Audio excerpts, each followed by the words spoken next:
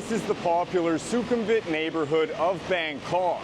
And if you weren't following the news, you'd hardly know that a full-blown conflict was underway along the Thai-Cambodian border. But after a border clash that erupted on Thursday, July 26th, that's the current situation. In this video, I'm going to bring you on a walk through the city, discuss the current safety situation here in the country, the origins of the conflict, and where things might be going next.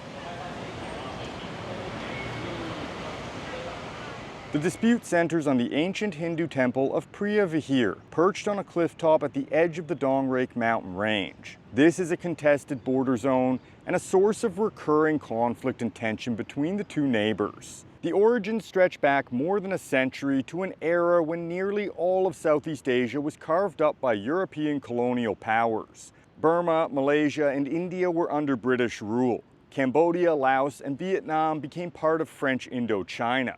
Only Siam, modern-day Thailand, remained independent, but it was surrounded and survived through diplomacy, ceding land, signing unequal treaties, and making painful concessions to preserve sovereignty. One of the most consequential was the Franco-Siamese Treaty of 1904. This included the Preah Vihear temple area. But Thailand disputed this, arguing that the border should follow the natural watershed of the Dong Rake Range. In 1954, after Cambodia gained independence from France, Thailand occupied the temple, asserting historical claims. Cambodia brought the case to the International Court of Justice in 1959, and in 1962 the ICJ ruled in Cambodia's favor, awarding the temple itself, but not the surrounding hilltop. Crucially, the ruling wasn't based on the treaty's watershed clause. It was based on Thailand's failure to formally object to a French-drawn map for decades. And the court interpreted this as tacit Thai acceptance of that map. Thailand challenged the basis of this ruling but withdrew, and the dispute remained unresolved. For decades, Preah Vihear faded into obscurity. It was inaccessible due to civil war, landmines, and insurgency. But when peace returned in the 1990s, Cambodia began promoting the temple as a cultural treasure. In 2008, Cambodia applied to have Preah Vihear listed as a UNESCO World Heritage Site. But Cambodia's application included the surrounding land that Thailand still viewed as disputed. Tensions between the two countries escalated, and border flare-ups followed, including a week-long artillery exchange in 2011. Dozens were killed, and once again, Cambodia turned to the ICJ. In 2013, the court reaffirmed Cambodia's claim, declaring that the temple and its surrounding vicinity belonged to Cambodia.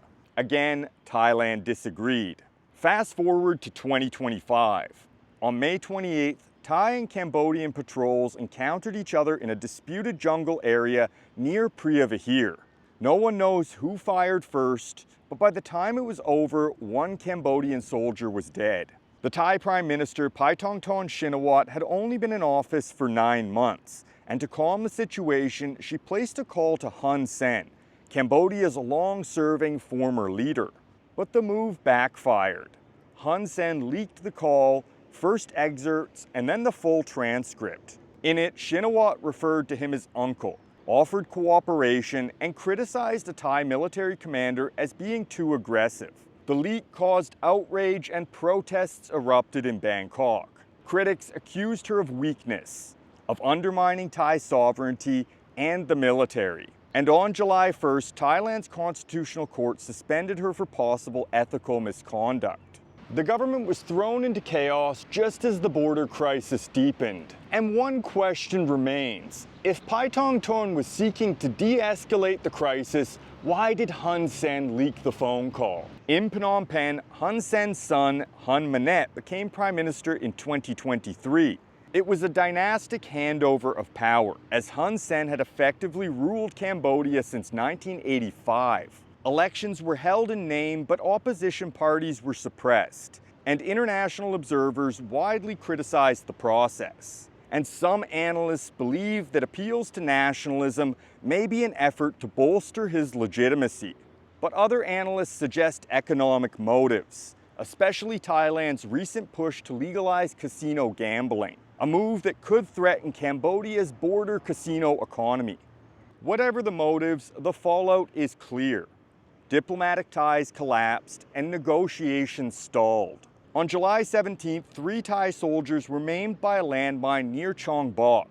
Thailand accused Cambodia of planting landmines inside Thai territory and filed a protest with the United Nations. Cambodia denied the allegation, claiming the mines were remnants from past conflicts. Then, on July 23rd, 5 more Thai soldiers were injured, and that night, Thailand sealed the border. The next morning, fighting began.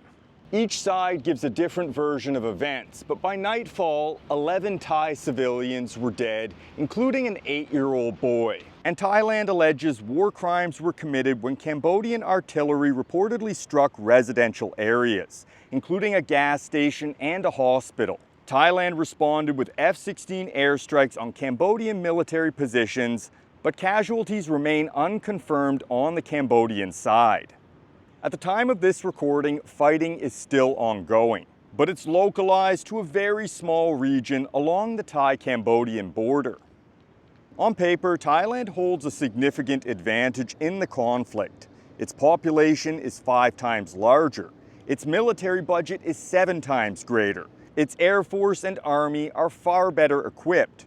And its economy is 10 times the size of Cambodia's. If this escalates into a prolonged war, Cambodia faces steep odds. But the economic, political, and international costs for Thailand would also be enormous. Neither side benefits from an all-out war. But de-escalation may be politically difficult. After the leaked phone call, Thailand's leadership can't afford to look weak. Trust was broken, and that makes diplomacy risky. Meanwhile, in Cambodia, the ruling family may have stirred too much nationalist sentiment.